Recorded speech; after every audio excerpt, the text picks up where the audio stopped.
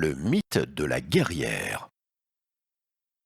La femme n'est pas une guerrière, cette fonction étant incompatible avec sa nature profonde de porteuse de vie et avec plus globalement la survie de l'humanité. Les rares femmes guerrières ne sont que des étrangetés de la nature et de l'histoire, dues à des dérèglements physiologiques et hormonaux, à des accidents éducatifs sévères ou le plus souvent ne sont que des racontars et des exagérations devenues au cours du temps des croyances et des mythes.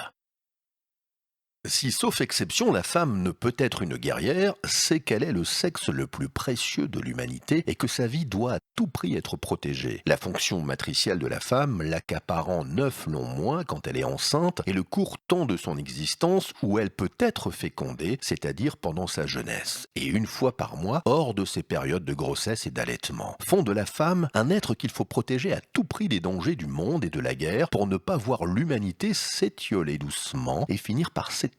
faute d'avoir maintenu sa croissance démographique de génération en génération. Si l'homme est voué par nature à la fonction guerrière afin de conquérir et de défendre le territoire et les femmes, c'est qu'au niveau reproductif, la valeur d'un homme fertile pour le groupe est bien inférieure à celle d'une femme en âge de porter la vie.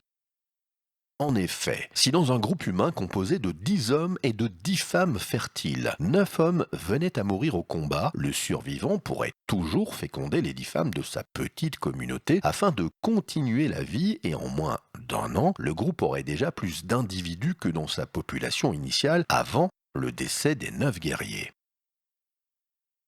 Au contraire, si dans une communauté de 10 hommes et de 10 femmes, les rôles étaient inversés, et les femmes, soit les farouches guerrières protectrices du territoire, et les faibles hommes, et si par malheur, 9 des 10 femmes venaient à mourir au combat, le renouvellement de la population de ce groupe se verrait très gravement compromis, car si 10 hommes restent en vie, la seule femme survivante, bien que pouvant recevoir la semence de tous les hommes, ne pourrait malgré tous ses efforts et sa volonté ne donner naissance qu'à un seul enfant en 9 mois. Et il lui faudrait presque 15 ans, si tout se passe bien, pour pouvoir renouveler la population du groupe afin de revenir au nombre d'individus qu'il y avait avant le décès des 9 guerriers.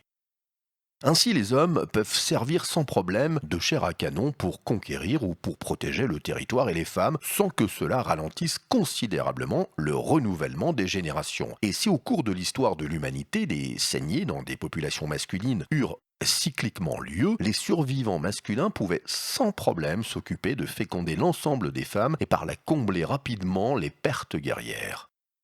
En conclusion, si les femmes ne sont pas des guerrières, ce n'est pas que la société machiste les brime dans l'accès aux carrières des armes, mais c'est que le statut de guerrière est incompatible avec la fonction si précieuse de génitrice, et que s'il n'est pas fondamental pour que perdure l'humanité, que tous les hommes puissent transmettre leurs gènes, il est par contre de la plus grande importance qu'un maximum de femmes puissent le faire. C'est ainsi que s'est développée l'humanité, l'évolution de notre espèce sélectionnant les hommes agressifs, conquérants et rêvant de gloire, de violence et de sacrifice, et les femmes si douces, prêtes à s'offrir aux vainqueurs afin de continuer la vie et le monde.